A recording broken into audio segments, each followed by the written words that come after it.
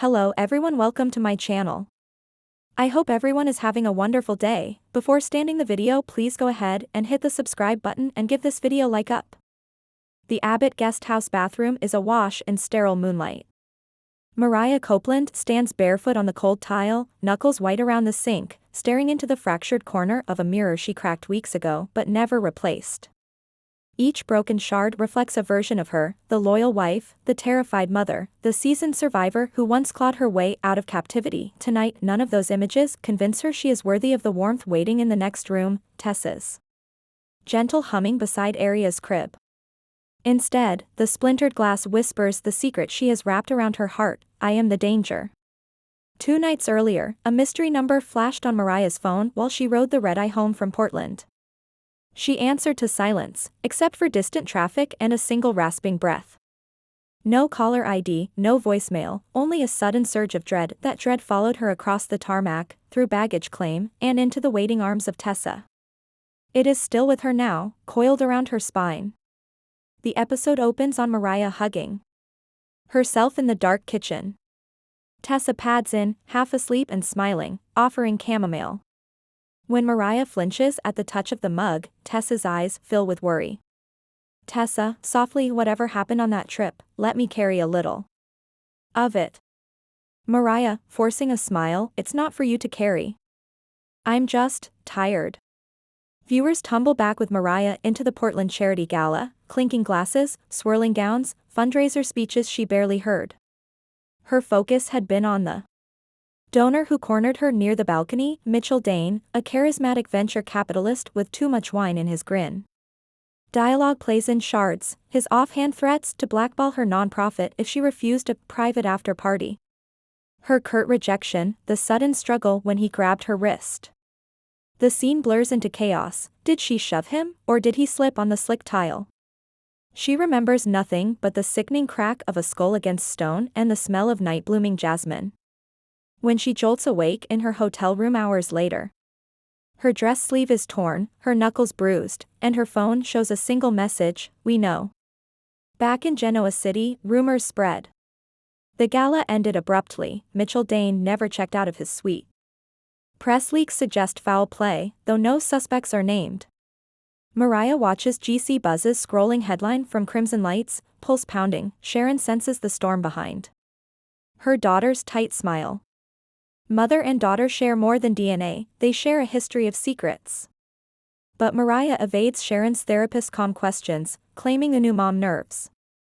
Inside, she catalogs her sins. She let anger reignite old instincts for self-preservation. She left a scene that might now be a crime scene. Worst of all, she brought fear into the peaceful world she and Tessa built for Aria. Each sin adds another brick to the wall separating her from happiness. The ACT4 ripple affects Aria's birthday prelude. The family plans a small party at the Abbott estate, a picnic blanket of innocence.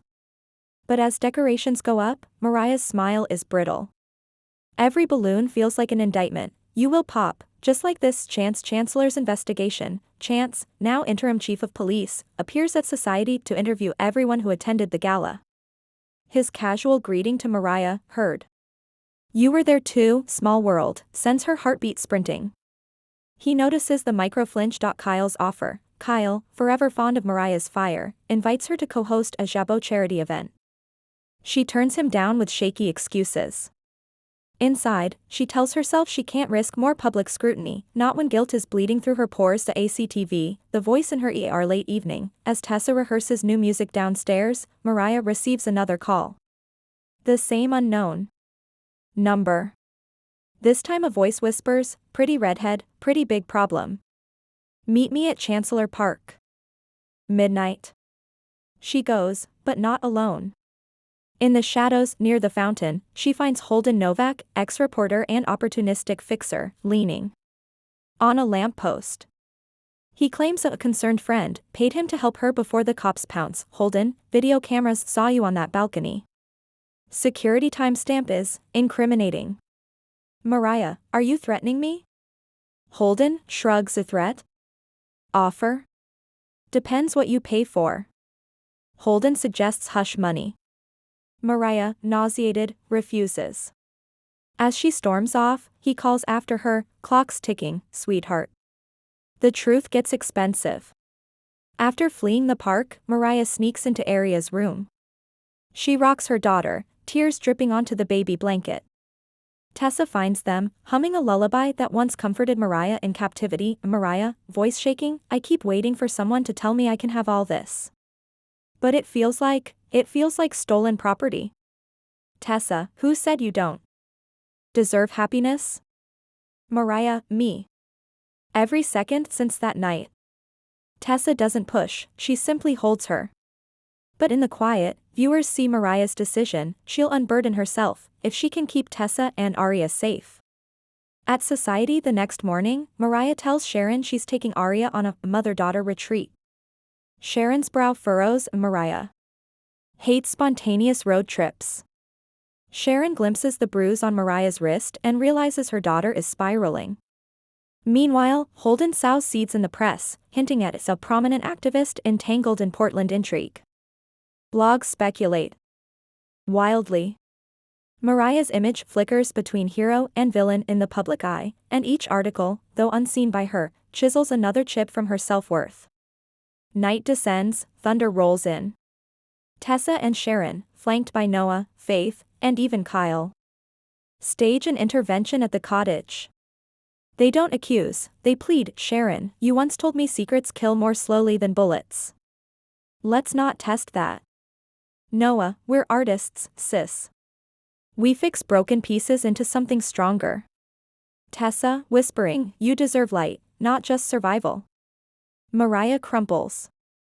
Words tumble out in half-coherent bursts: balcony, struggle, blood, missing memory, Holden's blackmail.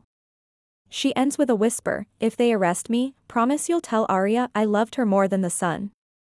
Silence, broken only by rain on the windows. Sharon, once consumed by her own guilt storms, does not judge.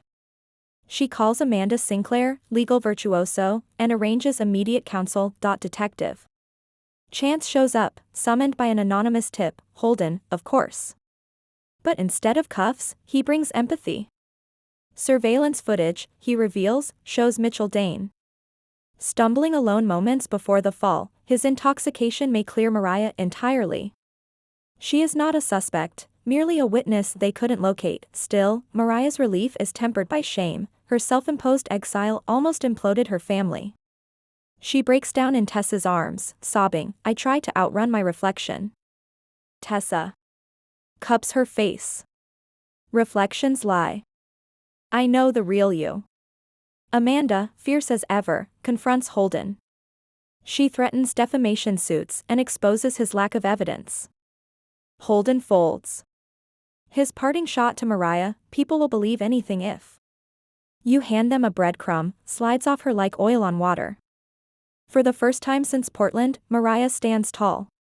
She is still flawed, still afraid, but she no longer mistakes those facts for destiny. Aria's postponed birthday picnic finally unfolds beneath milky summer skies. Balloons rustle in a gentle breeze. Mariah cuts the first slice of cake, laughing as frosting smears across Aria's cheeks. Sharon snaps photos. Kyle toasts fresh starts. Even Chance lingers, eyes soft. His mere presence reminds Mariah of the line between justice and mercy. When Mariah catches her reflection in the veranda window, she sees fear there, but also strength, and a dawning acceptance. Happiness may cost courage, not perfection. That night, Mariah writes to Mitchell Dane, still unconscious in a Portland hospital, prognosis uncertain. The letter, never mailed, reads, "If you awaken, I hope you find compassion on your side of the story. On mine, I found a mirror I cannot smash, only polish. I mistook guilt for humility, pain for penance. I know now that punishing myself will not heal you, me, or anyone. Should you recover, I will face whatever you need from me, apology, testimony, or distance. But I refuse to forfeit the love that holds my world together. Not anymore." She folds the paper, places it in a locked drawer, and climbs into bed beside Tessa. Aria's soft snores echo through the monitor. Mariah, quietly, to the dark eye. "May not feel every day that I deserve this, but I'll fight for it, because they do." Outside, the shattered moonlight finds its way through curtains, pooling in silver rivers across the floor. It shines on the framed photo of their wedding, two women beaming, believing in forever. Tonight, for the first time in weeks, Mariah dares to believe again. Mariah's conviction that she doesn't deserve happiness was never about a single balcony incident. It traces back through a lifetime of foster home rejections, cult imprisonment, and the gnawing voice that survival and joy are mutually exclusive. July 3's episode drags that voice into daylight and shows Mariah, and us, that worth is reclaimed, not granted. Her journey reminds every viewer wrestling with self-doubt. The past may challenge your right to peace, but your present choices write the verdict.